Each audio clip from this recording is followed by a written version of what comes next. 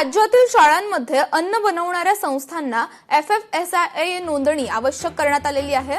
विद्यार्थ्यांना पोषण आहार देणाऱ्या संस्था, बचत गट यांना नोंदणी प्रमाणपत्र सक्तीचं करण्यात आलंय। नोंदणी परवान्याची खात्री करण्याची जबाबदारी शाळा व्यवस्थापनावर असणार आहे। अन्न सुरक्षा मानके 2020 ची काटेकोर अंमलबजावणी करण्याचं शिक्षण विभागाचे आदेश आहेत।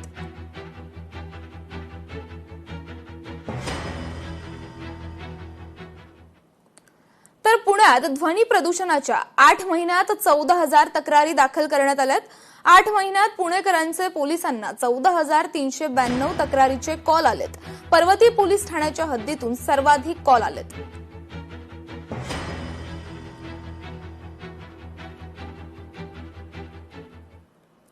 तर शाळांनाही FDA परवाना बंधनकारक करण्यात आलाय। शिक्षण विभागाच्या शालेय पोषण आहार विभाग तसेच अन्न औषध प्रशासनाच्या अधिकाऱ्यांची बैठक नुकतीच पार पडली आणि या बैठकीत विद्यार्थ्यांना मिळणाऱ्या पोषण आहाराच्या वितरणावरून काही नियमावली आखून देण्यात आली।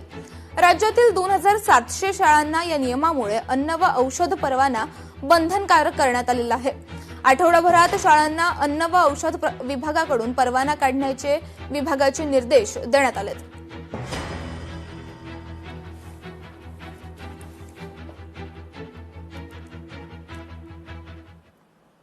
तर दिल्ली मेट्रोत CISF जवानाने महिलेचे लपून फोटो काढल्याचा प्रकार घडलाय। महिलेचा मेट्रोत गोंधळ पाहायला मिळाला। मोबाईल तपासला असता फोटो आढळले। दिल्ली मेट्रोमध्ये महिला प्रवाशाचे कथितरित्या लपून फोटो काढल्याचा प्रकार समोर आलाय।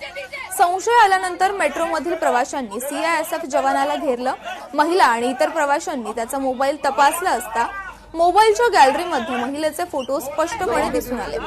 यानंतर कोचमध्ये मोठा गोंधळ झाला आणि प्रवाशांनी जवानाला फोटो डिलीट करण्यास सांगितलं।